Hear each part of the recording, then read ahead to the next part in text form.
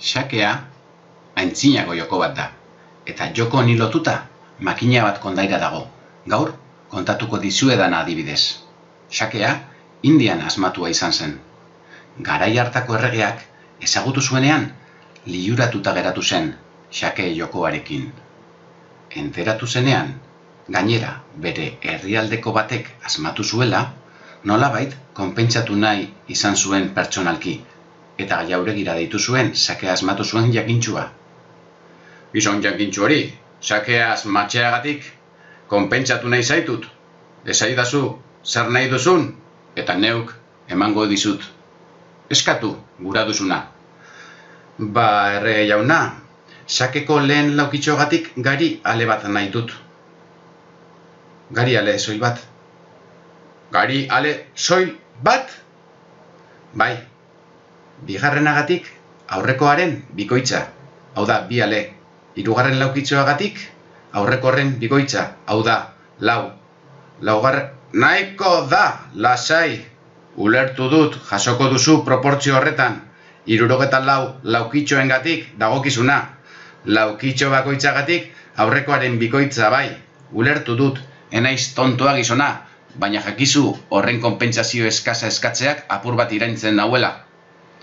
Nire borondate ona mespresatzen ari duzula iruditzen zait, baina tira, jasoko duzu eskatutakoa. Joan zaitez nire zerbitzariek aterako dizute, saku bat eskatutako gariarekin. Jakintxuak irripar batekin aldegin zuen jauregitik. Handik, tarte batera, gorteko matematikoak erregearekin audientzia eskatzen ari zela komunikatu zioten erregeari. Informe bat aurkeztu behar omen ziolako. Informe aurkeztu aurretik jakin nahi dut xakea asmatu duen jakintxuari eman zaion konpentsazio miserable hori. Ba... Hain zuzen, horregatik natorkizu errege jauna, kalkulatu dugu eskatutako gariale kopurua eta oso zifra handia suposatzen du. Oso handia.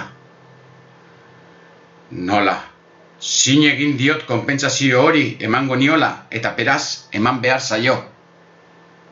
Ulertzen dut errege jauna, baina zure garialetegi guztietan ere ez dago horren beste gari. Ez da erreinu osoko gari aletegiak hartuta ere, ez dago gari nahikorik. Mundu osoan ere ez dago horren beste gari. Erregeak erabat harriturik entzuten ari zuen matematikaria. Esaidazu zein den ba zifra ikaragarri hori. Ez da inbesterako izango.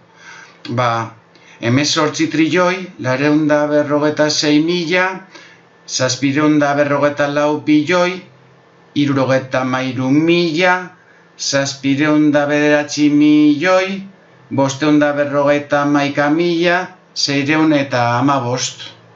Proportzio bat, esponentzialki handitzen denean, hau gertatzen da.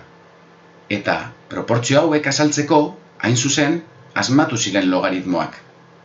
Hurrengo atalean, ikusiko dugu zer diren, eta nola kalkulatzen diren, baina jakizue, kondairan bezala, bizitzako beste hainbat esparrutan agertzen direla logaritmoak. Goazen ba, logaritmoen inguruan, gauza gehiago ikastera.